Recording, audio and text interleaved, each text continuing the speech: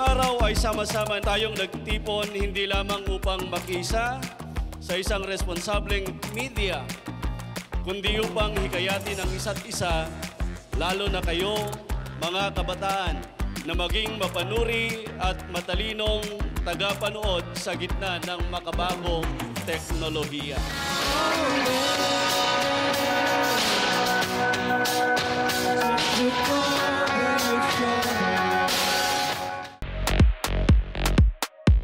Encourage digital literacy and critical thinking.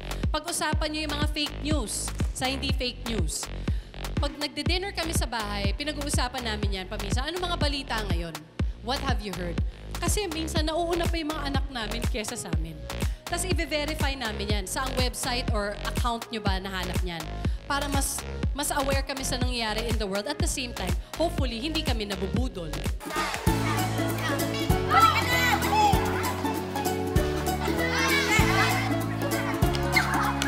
Alin mas importante, ang gadget o ang laro?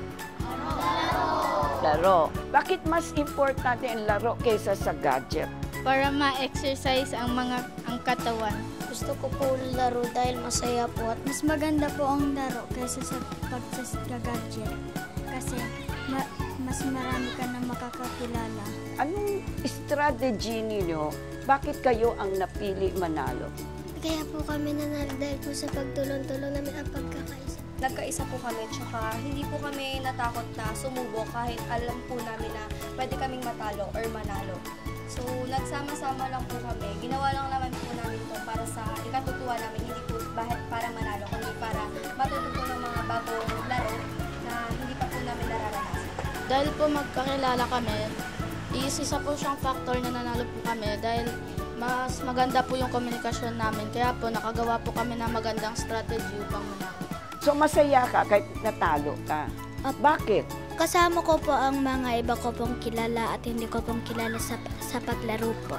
Alin mas importante, ang kaibigan o yung cellphone? Kaibigan po kasi kapag kasama mo po sila, masaya ka po lagi.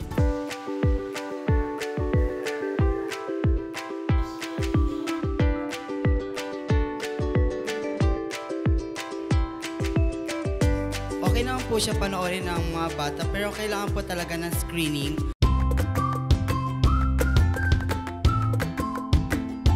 It's really how you handle the digital problem that is coming into our family. Nasa kamay po ninyo mga magulang at kaagapay ninyo ang mga school teacher. Kaya napakalaga pag may mga teacher na nag-a-attend, tuwang-tuwa po kami kasi mahalaga din po ang mga role ninyo.